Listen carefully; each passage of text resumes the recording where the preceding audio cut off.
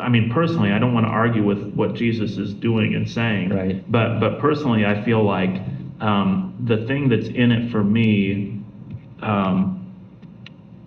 it seems wrong that should be my approach. Right. Even if we're talking about some heavenly world reward and not some, Yeah. like material short-term present type of reward, it still seems like, okay, so you're giving me a selfish motivation Yeah. for being devout.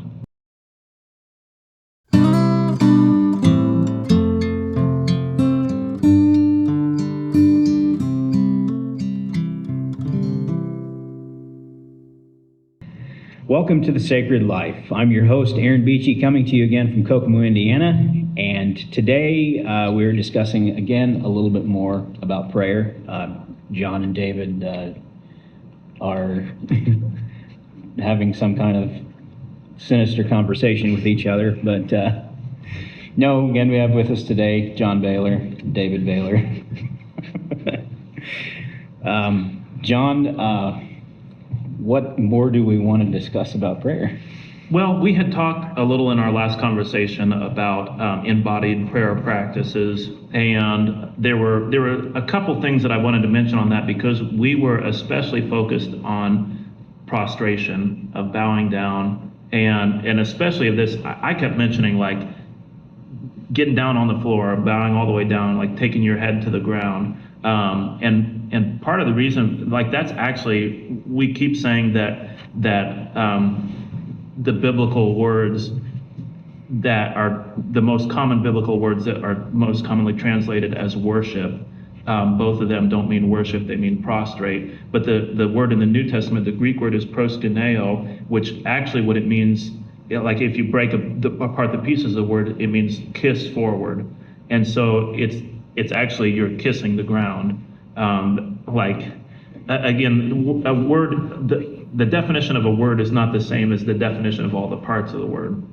So I don't want to say like that's what proskuneo means, but that is part of the image there. It is like a total prostration, face to the floor kind of prostration there.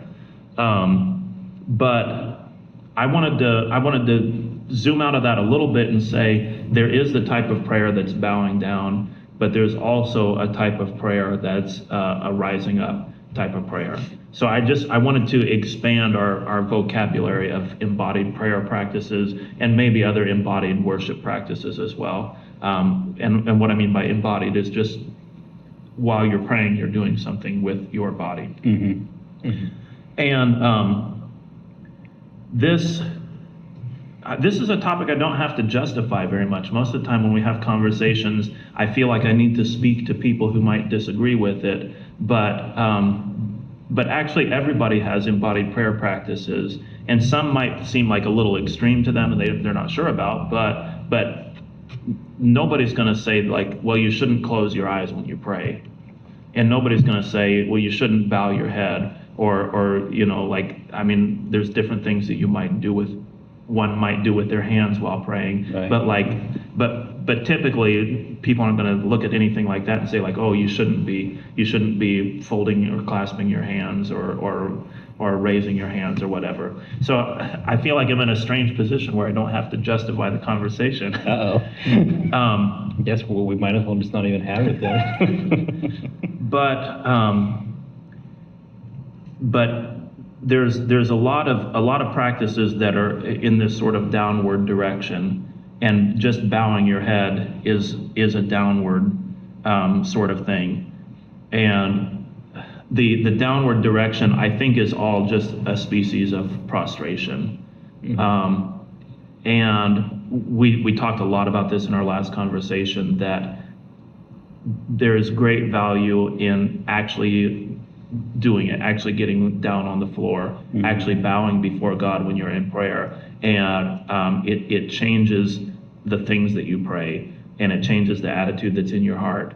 And then later, when you're not going all the way down, but you're just bowing your head, you have, I think anyways, that you have a much clearer experience or a much clearer sense of what does it mean to bow. Yeah. And so even though it's just bowing the head now, It's like it participates in that other more extreme thing that you did before. And then kneeling to pray would be another one of those. And I mostly associate kneeling with a lot of our Southern Baptist friends down in Alabama. You might like it. Somebody not will. Southern Baptist, but Well, Southern yeah, Baptist. that's true. Southerns But- who are Baptist. But when you get together for a singing or something, and they'll pray, and the guy leading the prayer oftentimes will get down on one knee, and he's not in the front of the room, he's in the middle of a group of singers. And the people that we go and sing with, that's the way that they do it. But he'll just kneel down in the middle of the room, and nobody else is doing that. But it's something that I really appreciated when I saw that. But kneeling again is like it's a species of prostration. It's kind of moving in that same downward direction. But then as I was kind of thinking through embodied prayer practice, then as I said, it occurred to me, of course, that's not the only way that you engage your body. It's not always moving downward, but there's also a rising kind of a prayer. And so, this may be like you're lifting your head up, you're standing, your shoulders are broad. There's a kind of strength, but still a humility before God. This is like if you're just for a real simple image, not that we want a bunch of soldiers going off to war as our language that we're speaking here as Anabaptists. But if you have the picture of a soldier going off to war, there's got to be strength in his body, and he's doing his duty, and he's doing it well, and he's doing it confidently, and there's a posture of prayer that captures all of that as well. Right. I also relate this essentially to just like I was going to say masculine and feminine, but even in our previous discussion, we were talking about the prayer of prostrating yourself is a prayer of being receptive, not even trying to bring a request to God, not pushing something toward God, but just trying to find your proper place before Him. And I guess what that means is you're trying to receive an identity from God. You're trying to receive your identity from God. Yeah. Rather than, again, like pushing something toward God. But even when we call it receptive in ancient symbolic language or traditional symbolic language or just biblical symbolic language, the receptive is the feminine. And so you could think of the prayer of prostrating yourself before God as being this sort of, it's the pose of the subordinate, but it's more the handmaid of the Lord than like a knight who's acting in the service of the Lord. Yeah. Although a knight is going to bow before his king as well, but that's him taking an almost feminine position when he's bowing down. But that rising prayer is it's the more active, like I have a work that I have to do, and I'm going to do it in the name of the Lord, and I'm going to do it confidently, and like I'm inviting God to like be that source of my confidence. But it's sort of this active principle of there's a work that I must do, and I'm going to embark on it. I'm going to set out and I'm going to do it. Yeah. Maybe more of a, like you describe it as an active prayer, maybe more of like an acknowledging that this action requires God's blessing. It requires Him to basically work it out. But, Yeah, right. Yeah. Right. It's still like when you're bowing before God, you're not bowing in the spirit of my strength is in the Lord. And that's why I say there's this kind of rising posture Yeah. as well. That's just a different species of prayer, but it's very valid. Yeah, so like what I'm thinking through, so for one thing, I'm looking at your list of words here about different actions of prayer and worship. But then just also like trying to like run through all of the examples in the Bible where these different words are used, where these different practices are displayed. And what I'm thinking is, I hear in modern times a lot of emphasis being placed on things like raising your hands, raise your holy hands to the Lord, or shout or sing to the Lord a song, and like this. Like always in this sense of like us boldly proclaiming our praise to God, which is all well and good. I scouted this out before our conversation to see if there's a way that we can actually do the physical demonstration with our current setup, and I figured out that there is. So we were talking about this concept of raising your holy hands to the Lord. Paul, I think it is, mentions that. Is it a couple times he mentions it, or is it just once? I don't know. I'm not sure.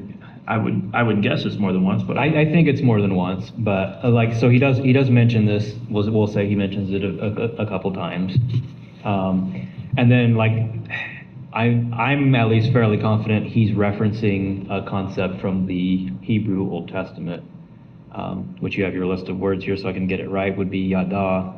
I don't really recall the context that's used. Maybe you would know. But like we were discussing about this, and it's like we actually have an idea of what the physical practice was behind Yada. It's something that actually still exists in both Jewish and Christian traditions. And it's not like this. Instead, I'll have to get up to demonstrate. Instead, it's like this. So it's like, I don't know, it's almost kind of like both at once. Like both a kneeling and a rising prayer at the same time. So it's like it is this thing of like receiving your strength from the God. So from God. So it's not like this, I'm raising my hands and offering my praise to you, God, which is fine. Like you can do that, but that's not what's being talked about in the scripture. Instead, it's like I'm in this lowly position, like but also offering my heart and my attitude and yeah, but it's like offering. You use the word praise, but Yeah. I think like experientially, then I feel more like this is again like I'm offering my emotional experience, like, or my heart, my attitude to you. Yeah, But and again- instead in this posture, like to me, what it embodies is like I'm rising up, but it's to receive the grace of God. And I think that's similar to what you're saying. Like this rising up isn't me rising up. It's like, here you go, God, because God doesn't need what I have. Like he's not a pagan idol that needs my service. And so and he tells us over and over again in the Bible, it's like, these things that you give to me, they're not worth anything to me. I don't need them. I don't want them. That's not that God doesn't want our praise and worship. It's just that there's not this instrumentality in it that I'm going to make this offering to you, God, and then you'll bless me. It's instead like, no, I'm going to humble myself and then rise up and be blessed. Right. The psalm, as it says, the sacrifices of God are a broken and a contrite heart, that he will not despise. But like even thinking of the Psalms where David is talking about rising up and shouting to the Lord and proclaiming his praises and like this very triumphant praise of God. It's like always David coming from this place, like coming out of an extremely low place, and where he has received this grace and this blessing from the Lord, and this is his response. It's like I'm pouring out from the depths of my distress, and God has raised me up to this height, and I'm expressing that. So it's still this thing that David has received from God. Right. Like that's the context of it. Yeah, something. Even though I run through that big opening monologue about the rising prayer, it seems like in the words that the Bible uses to describe worship or prayer, they tend to be moving in the direction of bowing and not in the direction of rising. And you mentioned the Psalms, and I do think of this in particular with I'm not really like the head covering guy. I mentioned it all. I mean, it's a very powerful symbol, and I guess I'm just drawn to the very powerful symbols. But it's my sense that the idea of covering your head when you're praying is an idea of bringing yourself low before God, and the idea of the uncovered head is this idea of the rising up in the presence of God. You know, like being. I want to just use the phrase "man of God," but like I'm thinking of like Gabriel means man of God, but it doesn't. Man is like, that just sounds like a person of a certain gender, but like Gabar is like a hero, a champion, you know, like that's what I mean when I say man of God, like rising up, because you're gonna be like this champion that's you got a mission, and you're gonna do it really well. Right. Yeah, and so like I was thinking also of the Psalm, I can't remember the number of the Psalm, where David's saying like, I lift my eyes up to the hill, depending on which translation. It's either I lift my eyes up to the hills from where my help comes, or it's I lift my eyes up to the hills from where does my help come from? Like it's either a statement or a question. Mm-hmm.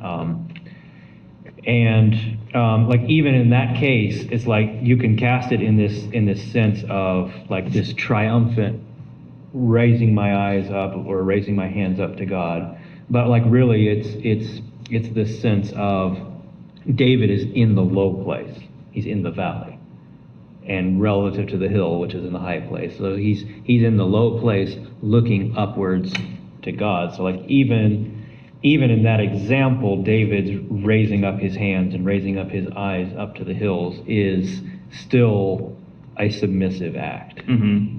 When I mentioned those couple of biblical examples that seem like this rising sort of prayer, that was actually the broader point that I was making, was that's sort of the exception.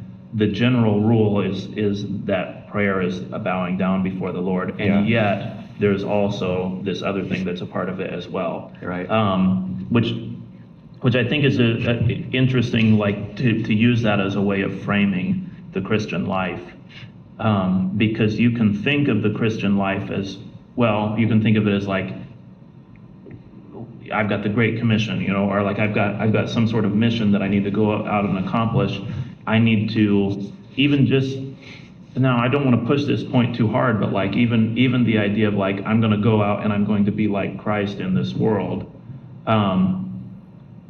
But it seems like a lot of the overwhelming experience, like the majority experience is like, no, bow down and receive. You will go out and you will do the work. But you have to bow down and receive. And for me, I don't want to. We'll have a bigger discussion about Mary, but it seems to me like Mary really is a very important model for what the Christian life looks like, and Mary's life is about receiving. And it's, you know, she's not in the position where she's rising up and she's saying, I've got to work and I'm going to go out and accomplish that work. Right. But she's in the position where she receives and she says, you know, whatever is the will of God, that's what I'm going to do.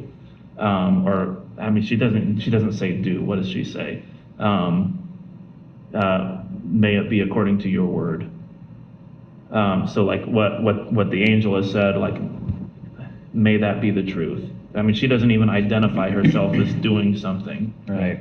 She is just willing to receive what comes. Yeah. And so like I'm thinking too, like in this, like, you know, Paul does say, so now let us come boldly before the throne of grace. Yeah. And so you can interpret that as like, oh, like stand up and like run in there and be all, yeah, I don't know. Right. You know what I'm trying to say. Like, I Yeah. don't think that's well, what even that, it's like it's got those two things, because if it's the throne of grace, Yeah. you don't like put grace on as a mantle, like Yeah. a royal robe or something. Like you receive grace, Right. and so there's this interesting combination, because I think if you say you're going before the throne boldly, I mean, I think there's this kind of broad-shouldered confidence about it. Yeah, but like, so what I'm trying to think there is, I'm trying to remember what the sense of this actually is in Greek.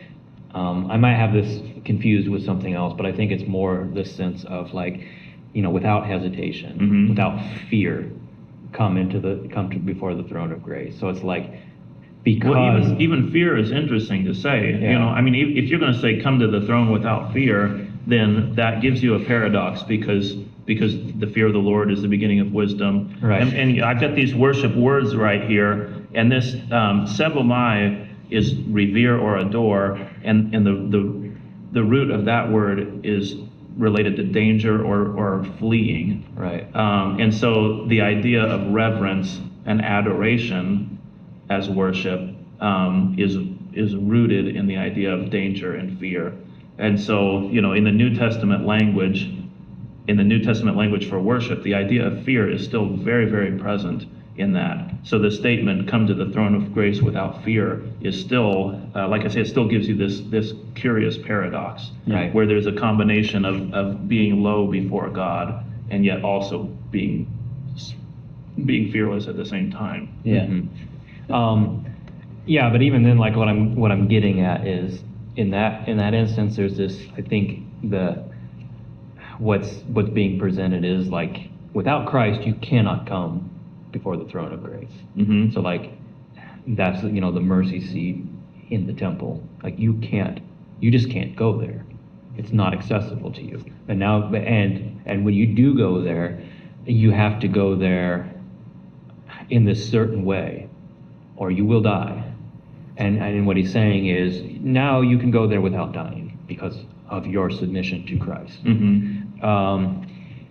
And then the other thing I was thinking about, what was it? I've forgotten what the other one was. It'll come back to me eventually.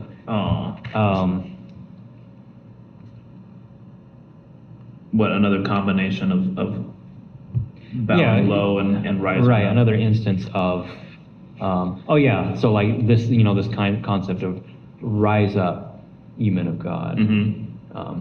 Right, yeah. I'm thinking of the song, but I don't know, is that a psalm that it's based on? I know it comes from the scripture somewhere. Yeah. I just don't remember. What's coming to my mind is the song "Rise Up, O Men of God." Yeah. But like this idea of rising up in strength. Right. And so like, if you're listening to what we're saying here, you might be thinking, well, the Bible says rise up. It's like, yes, it does. But it's rising up from this humble position, rising up in the strength of God. And like the strength of God.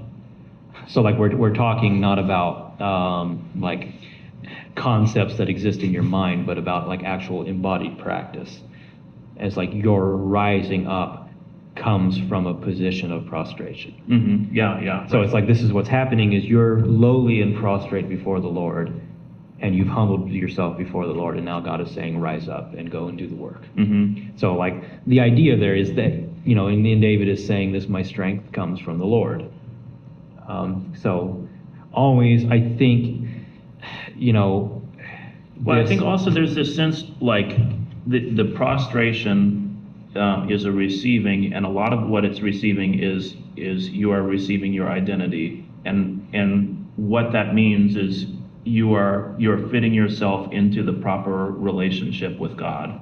And that's a low place. Yeah. But once you receive your identity from God, then, and not before then, but then after that, once you receive that identity from God, then you can go out and do the work of God. And that rising up is very, very important. And I mean, I think you can say like if you're going to be a mature Christian, or if you're going to be a great saint for God, then that rising up that's got to be an important part of your life. Yeah. But again, like first you receive your identity from God, Right. and now having done so, then you rise up. Yeah, and I guess like where I'm connecting that down to is you're rising up from a lowly place, and that lowly Mhm. place is prostrate before God, but like actually embody that physically. And I like that about like that physical practice of yada, of lifting up your hands to God, lifting up the holy hands, does like actually physically embody both postures. Mm-hmm. So like it is a kneeling Yeah, right. and a raising up of the hands. Yeah. So it's like in that single practice, like it does, like to me, it seems like it really does embody like what this is all about. Because it's like I'm in this lowly position, but I'm raising up and receiving my strength from the Lord. Right. Yeah. You know, another way of approaching this is to say the priest has this very interesting role, although everything sort of has this role. But what you see in the priest is someone who is playing a masculine role and a feminine role. Right. And a priest will have his head covered when he's praying. Yeah. And the priest in his prayers, he is a model of the church, and the church is the Right. bride of God that's playing that feminine role, that's bowing before God in prayer. But when directed toward the congregation, then the priest is like you could say the vicar of Christ on earth. He's playing the role of Christ, and he's got, you know, he's in a masculine role. He's doing the work of God in relationship to the people in his church. So like when he's facing one direction, then he's the bride. Right. And when he's facing the other direction, then he's the man of God. Right. And there's something similar like in this sort of journey of the prayer where you approach God as the bride, or as or I mean just the wife, I guess would be the best the word that I was reaching for. But you approach God in this feminine role, and in this role that's submissive, and submissive means you receive the love of God, you receive your identity from God.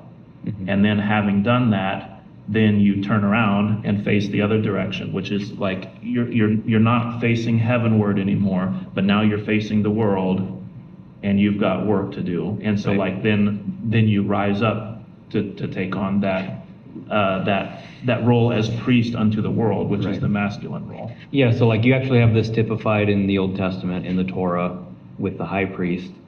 You have the normal high priestly vestments, which makes the high priest an image of God.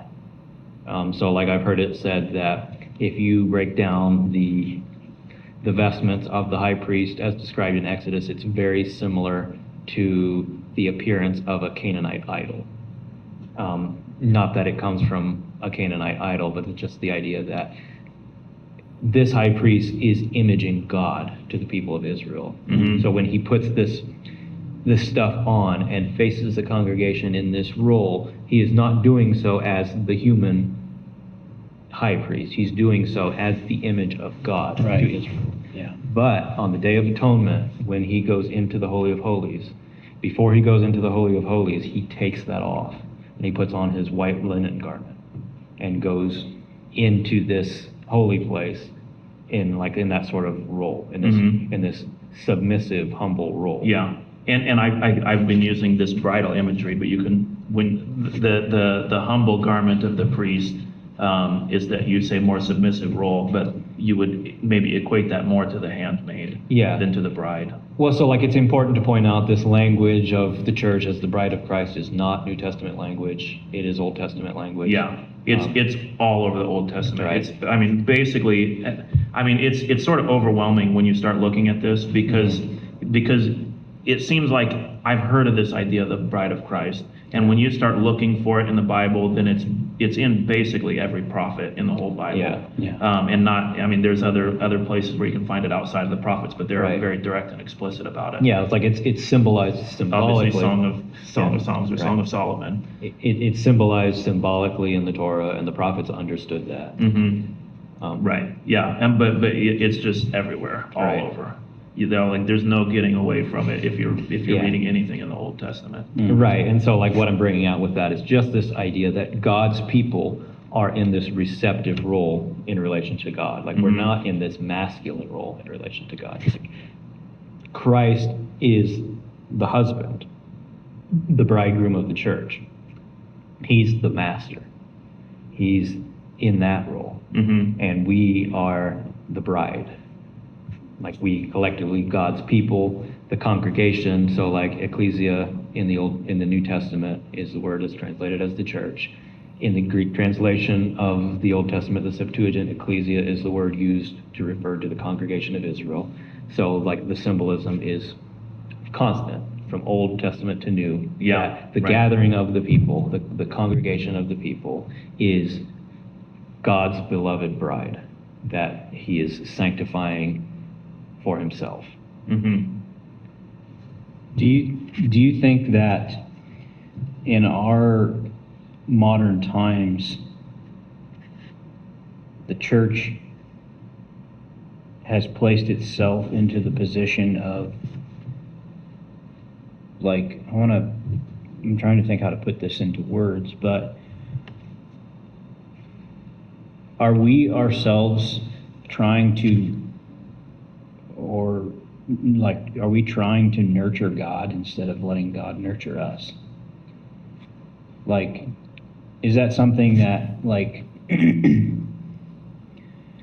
or are we doing too much of, you know, the praise thing instead of not doing enough of the receiving?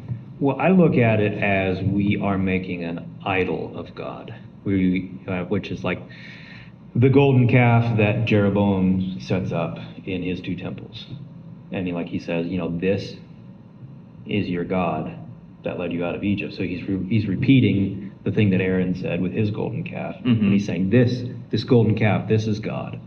And he's setting up his own temple and putting, like, there's two temples in the kingdom of Israel. He puts a golden calf in each one.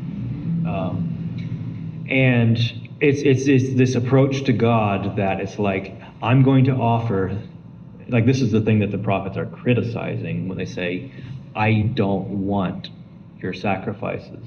It's just this approach to God that is, we're making an idol of God.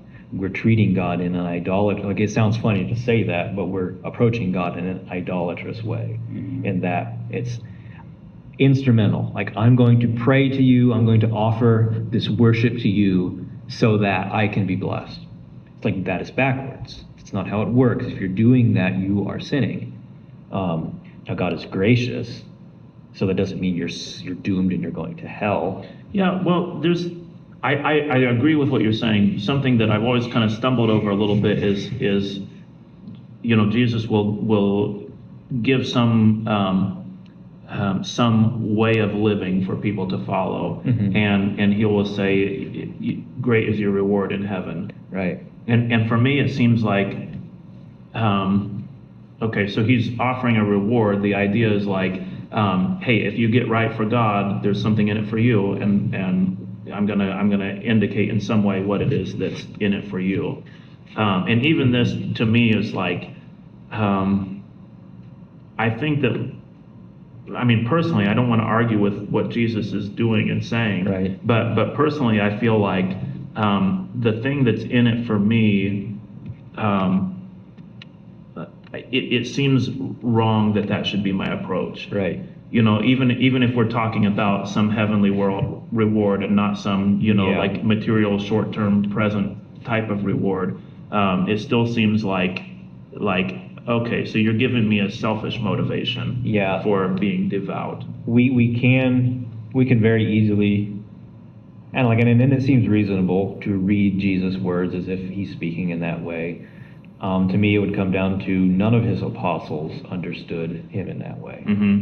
because like that approach to what Jesus said is not reflected in any Christian writing. Yeah. Like anything that Paul or Peter or John writes, or anything that Barnabas or Justin Martyr or Clement of Rome or any of these other apostolic, like these people who knew the apostles personally, like none of them reflect that approach, that interpretation. So like that's probably not how he, and I don't think you think that's what he meant. Right. But like, yeah, addressing that concern, like that's not how anybody who actually heard him say that interpreted it. Right. Yeah. So what would they say was his was his meaning? Well, I don't know if this would be the same answer that you would give to this question, but I think some of it is just a statement of like, this is the way that it is. Yeah. Like, Yeah. If you live in this way, then there are consequences that will overflow into your life. Yeah. So I mean, and when I say your life, I mean like the whole landscape of your spirit and soul in a way that continues onward into heaven. Yeah. So if great is your reward in heaven, like that's just the way that it is. It's not like dangling a carrot in front of people. Yeah. Right. Yeah, and I think if you have a modern day view of that every time Jesus refers to heaven as some far off place that's beyond our, like Jesus often referred to the kingdom of heaven or the kingdom of heaven is like this, or he often referred to it in the present tense. And I think it's important if you realize that when you hear Jesus referring to heaven, Right. is that he's talking about this is, like you said, this is the way it is, or this is what it's like. Yeah. If this is the way you're going to live. Well, in that way, like great is your reward in heaven can mean that if you live in this way, then good stuff of heaven, the gifts of the Father are going to come down on you. Right. Well, and that will be the pattern of your life. Not that I don't mean that in like a gospel of success kind of way. Like like if you live in the right way, then God is going to bless you with riches or whatever. Well, He will bless you with the true riches. Right. So I look at it in a similar way. So like Jesus is fulfilling the Torah. Like that doesn't mean he's replacing it, but that he's making it the most perfect it can be. And what the Torah is doing is what you're saying. It's God is saying this is how the world actually works. Like not that you do these things like it's behavior and reward. It's that no, this is the way the world that I made actually functions. Yeah. This is the way I designed it to work. And Jesus Right. is doing the same thing. He's saying, like, so Jesus is the same Jesus. He's the same Christ, the same Word of God, the same angel of the Lord, all of these that delivered the law to Moses. So he's the same one who said those things is the same one that's saying these other things that we're talking about. And he's saying the same message, is that I made the world, and this is how I made it to function. Is there a way to tie this back into the idea of bowing and receiving and rising up before God? I mean, if you- There is actually, Okay, because to me it's the same sense that the reason you do these things is because Christ, who made the world, made it so that it functions in this way. Yep.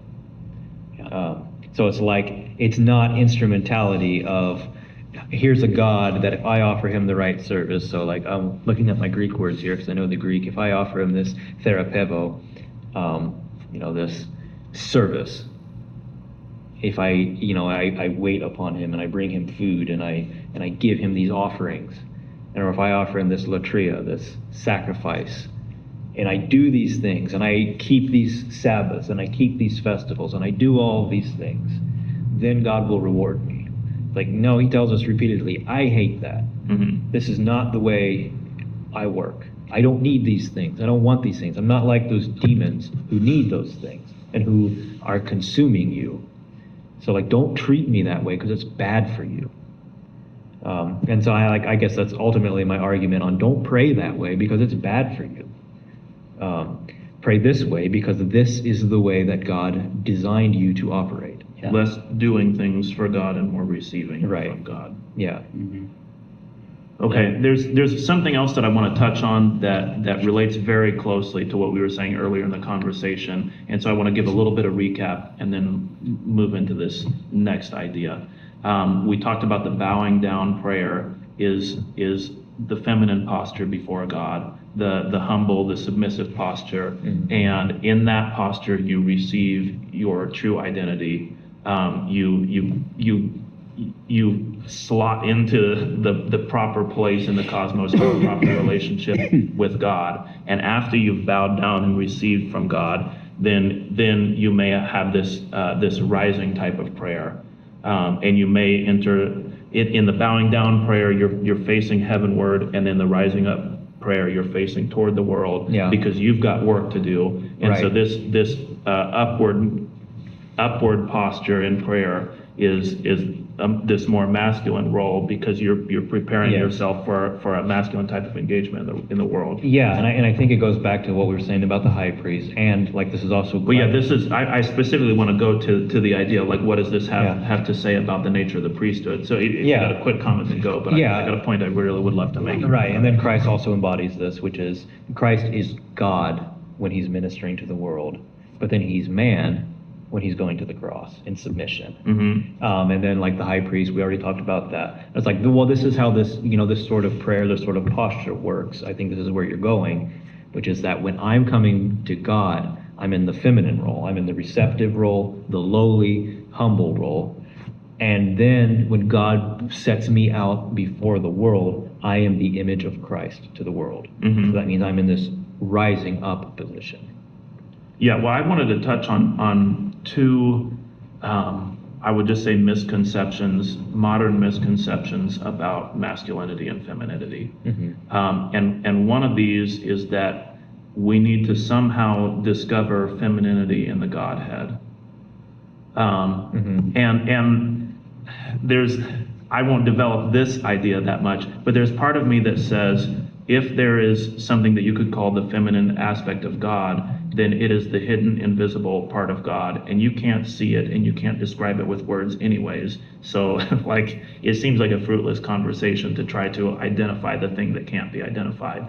But I mean, that was a complicated idea for me to arrive at, and I'm not going to walk through why I would say that specifically. But I would say, like, if you're trying to identify God as being in the feminine role, then you are trying to, what you were suggesting before, you're trying to view yourself as a minister to God. You're taking the masculine position before God if you're casting him as feminine, and you're giving identity, you're bestowing identity to God. And this is an improper relationship. Yeah, so this work. doesn't work, right? Yeah, right. And so this idea, and there, if I mention that, then I should go ahead and acknowledge there are places where feminine imagery is applied to God in the Bible. I would say there are not places where a feminine identity is applied to God. And what I mean is, like, you may see instances where God's love and his care for people, gathering under his wings, for example. Yeah. Yes, there's a feminine element to what's being described there. Even the God as the mother bear defending her cubs, which is very fierce and violent, that's still a feminine image Yeah, and I that's think applied of, to God. like in Genesis, where God hovers over the deep, is actually God is brooding over the deep, like brooding like a mother hen, Yeah. right? Like that's the actual language. So Yeah. it's like it is that kind of Yeah, language. right. So that type of language does exist, and I think it would be a mistake to dismiss that altogether.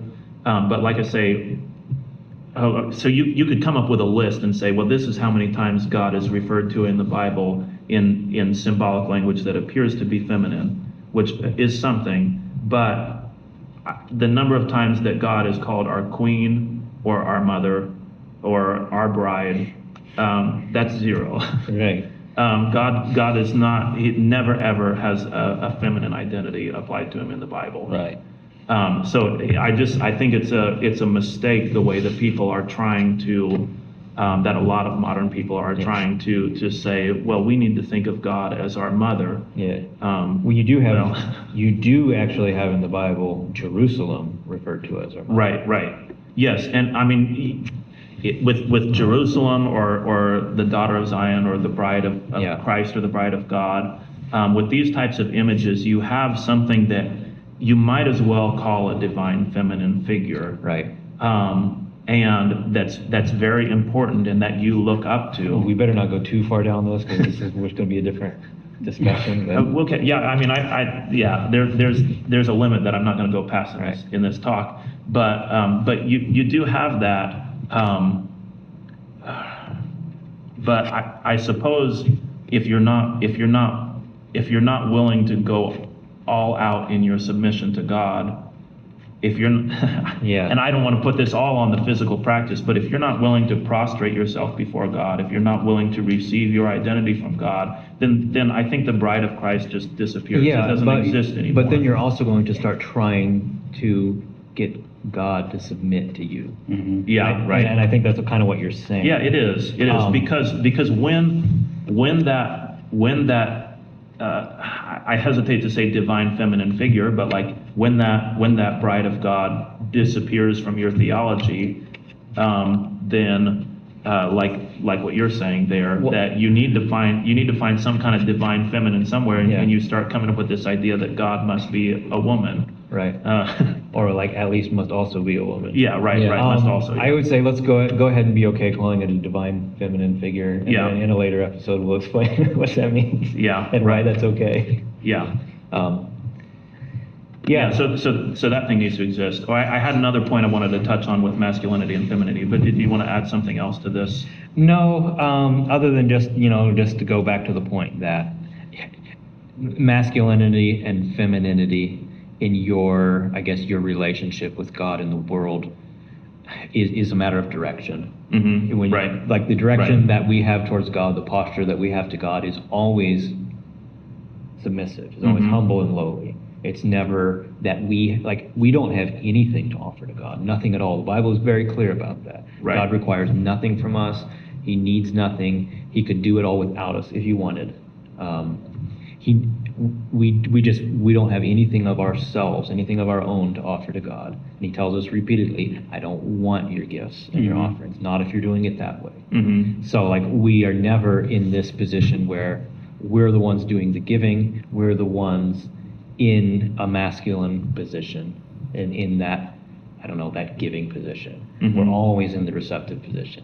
But we are being transformed into the image of Christ, so as it relates to the world, as it relates to those around us, we find ourselves in the masculine position. Right, which and is- if you're the priest to the world, then that's Yeah. also Right, That's that's part of that. There's a masculine image in that as well. Right. So being the priest to the world, Yeah, which it doesn't by- mean being Christ to the world, but it also means taking the masculine, like you've got a service to offer to the world. Yeah, which and, by the like way- so broaden those shoulders and go out and do it. Yeah, by the way, is the reason why you do not have female priests in Yeah, Christianity. and so that's the other point that I wanted to get at is because everything that we've said in the conversation so far is the reason that priests are men. Right. And this is I mean this is in scripture that priests are men.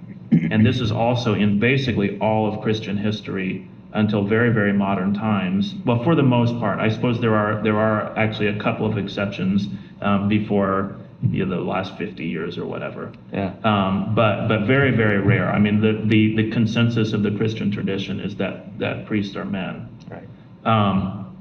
And you're similar to trying to identify God as somehow female.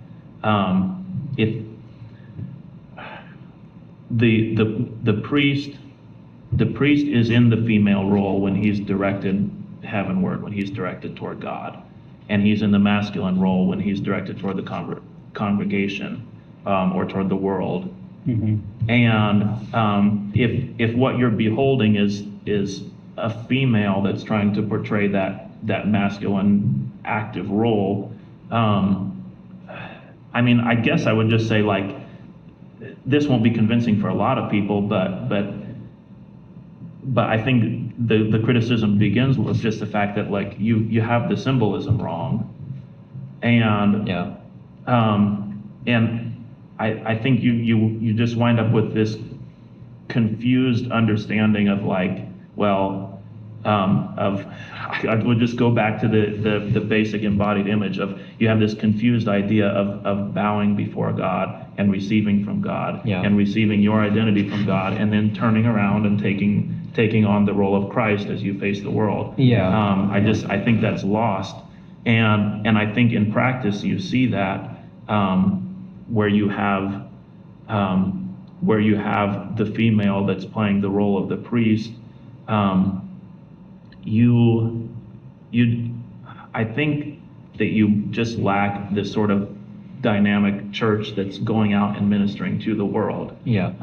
Maybe you could say you have a church that wants to receive things, Mhm. but you don't have the church that's going to like take up the cross. Right. And again, just like do the will of God. Right. Yeah, the receiving of things. The receiving of things from God has a purpose. So that's so you can give, you can in turn and give those things Mm-hmm. to others. Yeah, so like tying this back to embodied practice. Sorry, you can Wow. probably tell I'm starting to get moving because I have something I want to say. Yeah. Bringing this back to an embodied practice. If you're a Mennonite listening to this is precisely the reason why women cover their heads. Mhm. It's because it's symbolizing this whole dynamic. Yeah. Right. Um, Right. And so like you are embodying this symbol, and like it is teaching you this. So this is an example of you embody these things. You don't just have them as a concept, you embody them. The Bible says to embody them. So here's an example. You recognize that. I think most of you probably don't have any idea this is why, because I'm used to hearing all kinds of attempts to explain this practice, but this is what it is. And if you don't want to take my word for it, read all of the ancient literature on the subject, and it will tell you this. Mm-hmm. So I want to add in there also, I feel like everything that I say when it comes to female priests is, it's controversial, and I better figure out a good way of defending the position here. And I do want to speak of that in practical terms, because I feel like the things that I was saying about the practical effects of women in ministry, I don't think comes across very clearly. Even when I say women in ministry, there are roles for women, offices for women in the church. You see the deaconess, you see the prophetess, Mhm. but you don't see the female as the priest, Right. playing this sort of leading role. Yeah, you have priestesses in paganism, but Yeah, right. not in Israel, Mhm. not in Christianity. Right. So what I want to say, I just will cite my wife on this, since it's, that's a safe way to go about this. But this is on a slightly different issue, but she mentioned in United Methodist churches, you have a pastor that comes in for a short time, and then the United Methodist Church will decide, well, we're going to move him over to this church here, and then we're going to move this, maybe it's a woman, but we'll move this person into this church, and we'll just kind of shuffle all the congregation is just going to make decisions about shuffling all the leaders around. And so you might have a pastor in a United Methodist church for 2 or 3 years, and then they move out, and then another one comes in and is there for 2 or 3 years. And what my wife said was, and this, it could happen that these would all be males. So this isn't something she's saying about gender, but she said that she felt like the effect of this was that the men felt like there was no one to follow. There was no one to be loyal to, or like it's like a kind of swearing of fealty to. There's no one there that I'm going to get behind, and I'm going to say, this is my leader. This is the one that's carrying my flag. And as a result, again, this was my wife's perspective, the men are just not very involved. And so you have like this inner circle of women that's making all the decisions and kind of running the church, because the the pastoral leadership is just so temporary that they can't be running things. Right. And so again, you have like the men that just kind of disappear from it. But it's something similar that it is unusual and not impossible, but it is unusual for a woman to be able to play that kind of leadership role for men, where they say, this is the person that I'm going to follow, this is the person that I'm loyal to. And it's just very difficult to be able to say that because she's a woman. Because like, you know, if you're a married person and you're saying like, I am loyal to this woman here and she is my leader, I mean, like, you're just like that kind of declaration itself puts you in kind of shaky territory. But for men to say, I'm going to follow this man, and even for women to say, I'm going to follow this person, this is my leader, it doesn't have that same sort of like latent sexual element to it. Yeah. What's the is it the prophet Deborah that I'm thinking of? Yeah. Mm-hmm. One of the things that when you read that account. Before you say this, I just will say, like, people will bring up the story of Deborah to say, look, see, women can be priests and they can be leaders in the church. Yeah. But yeah, go ahead with that misconception. What I was going to say is one of the things you can't help but miss in that account is that all the men in the story were not doing what they were saying. Well, like Right, also like right. there is a man in the story who was called by God to be the judge of Israel. Yes. And he just like sat back and didn't do it. Right. Yeah, Barak was his name. Right. Yeah. Usually I hear it say Barak, but Yeah. Barak is probably actually correct. Yeah. But that's the idea you get. That like if you read that story, like, and, So and all your Deborah says, I will do this, but it will be to your shame Right. because God will deliver Yeah. the enemies into the hand of a woman. you can't read that story and not get the impression that Right. the Right. men were not doing, I not think- playing the role of priest. I think that story does tell you at least that there is a possible role for women to be the leader of a church. Right. And if that's the case, then It's a shame to them. It is a shame. Like Right. it means that something has failed here. Mhm. And like, I mean, thank God that there's a woman who's willing to do the role that nobody else is doing. Right. But like to treat this as some kind of ideal is absolutely wrong. Right. Yeah, right. And like if this is something that's accepted in your church, like in your broader church or even in your congregation, if this is something that's accepted, like it is like there's something seriously wrong in, I don't know, in the culture, in the hierarchy, or like they're just like something is broken. Mhm. Like men are not rising up like we're talking about. No, and I mean you'll have churches who will have programs that are designed specifically to get more women to be pastors in churches. Right. Yeah, and that's just, I don't know, we'll just leave that. Yeah, Right, but so- I would just say, like, men are not rising. Like, this is a problem in our churches. Like, pretty much every denomination in America has this problem that men are not rising up. Mm-hmm. Mhm.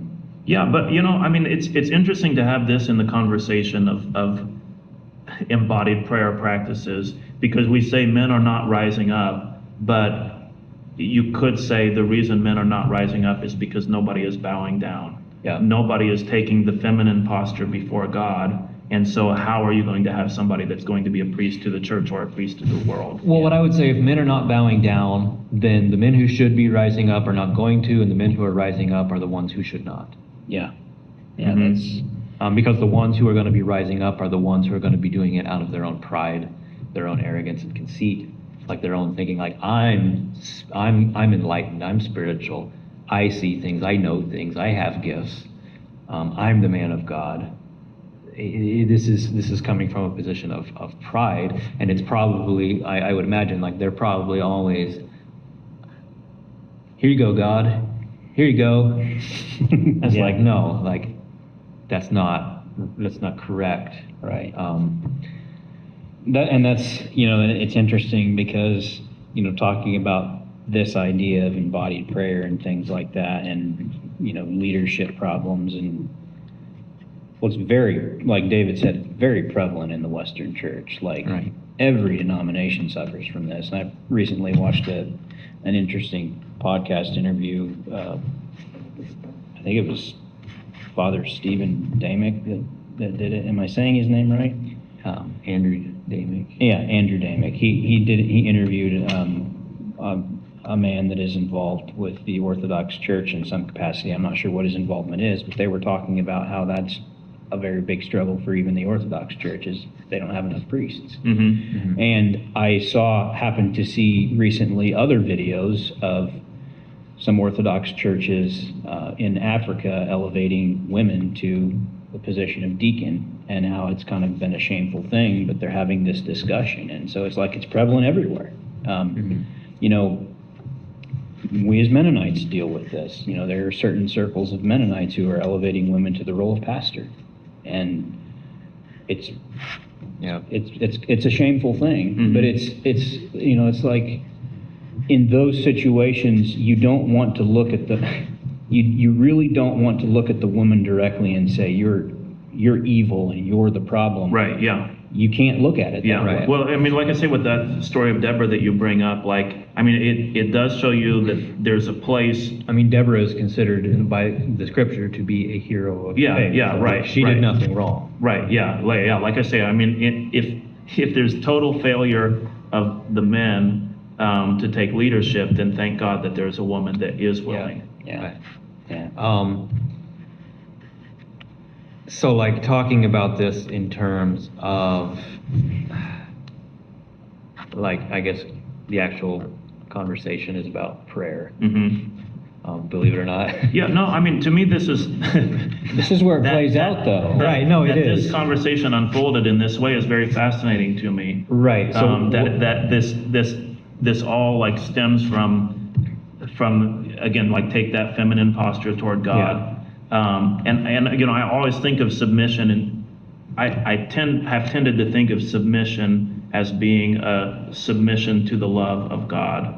But in our conversation here, I keep stressing that what's going on, and I mean, partly the reason I stress this is because of bodily experiencing prostration before God, then it seems like the best way to describe that submission is that Right. you are receiving your identity from God. yeah, and so we were talking in a conversation off camera at the beginning of the night here about spiritual gifts, and especially the gift of prophecy. And like Aaron had asked me the question, what even is a prophet? I guess he'd ask both of us that. And so we were talking about that a little bit, and how people have this idea, like maybe they'll describe prophet as a type of personality.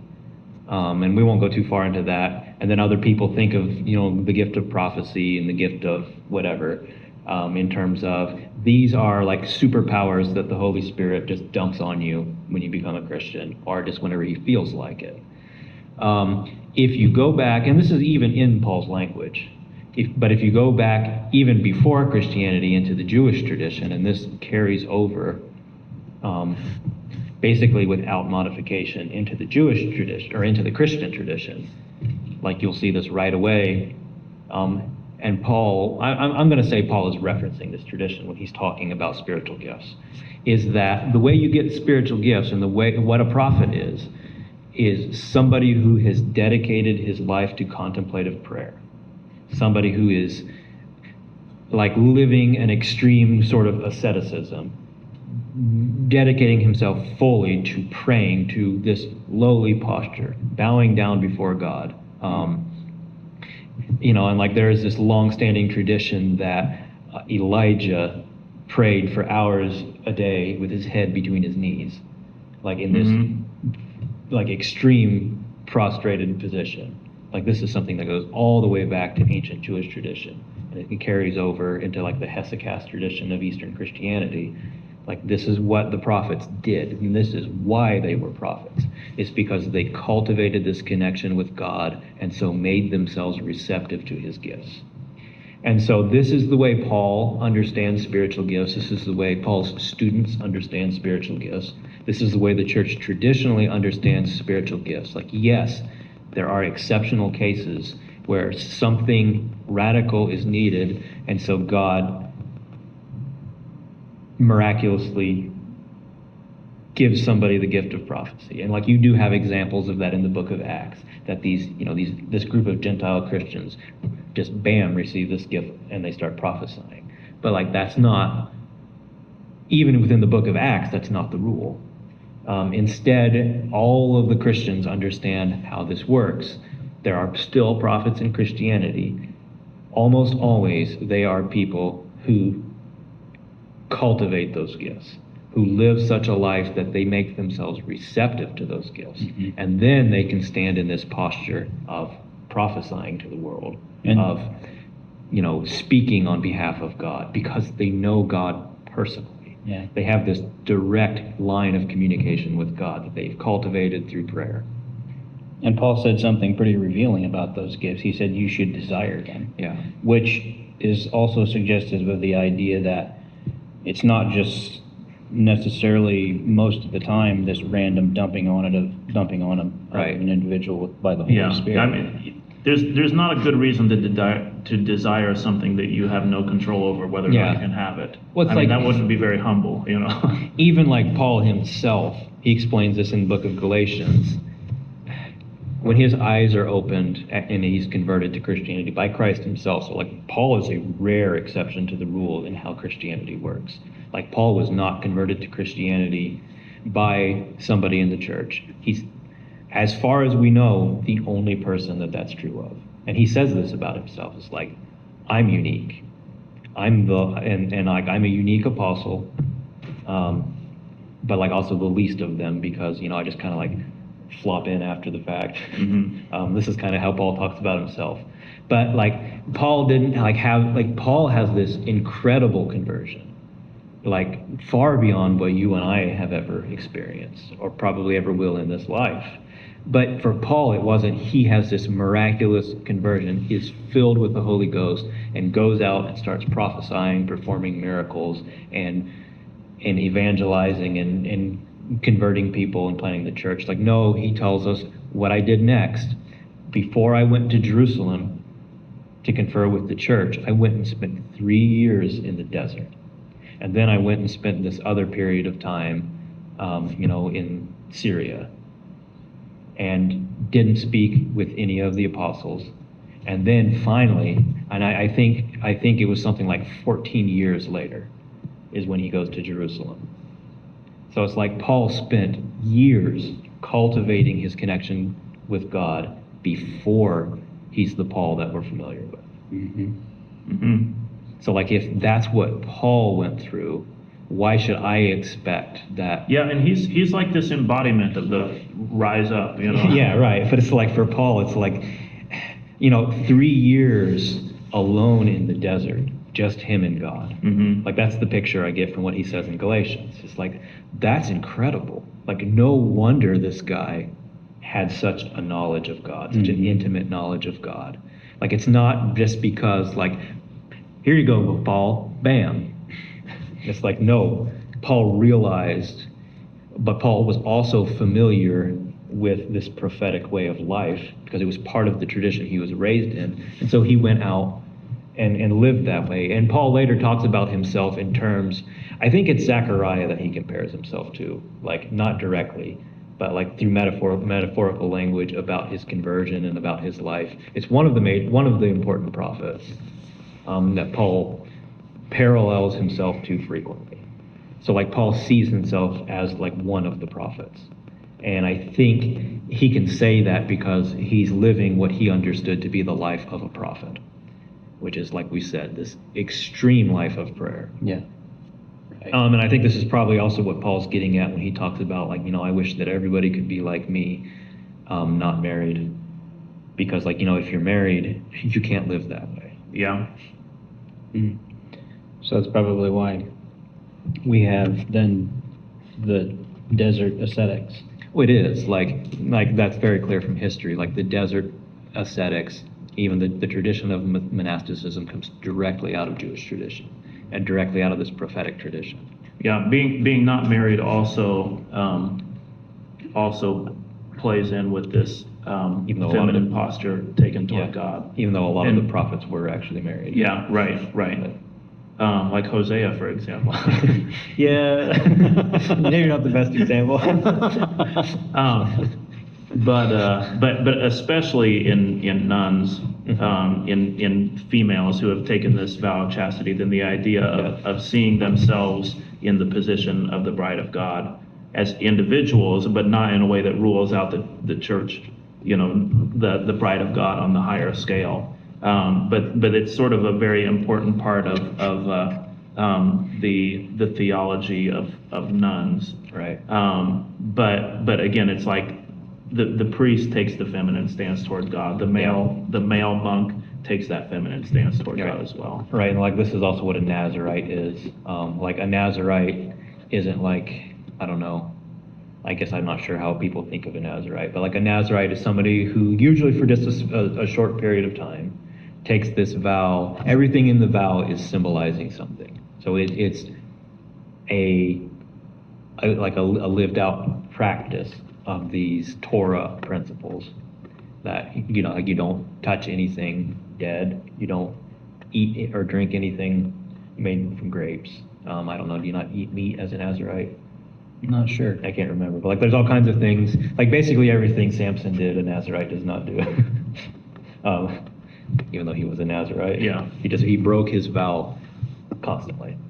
But like the point of a Nazarite isn't that, oh, you just don't do these things. The point of a Nazarite is you're spending this period in an extreme asceticism dedicated to intense prayer. Yeah.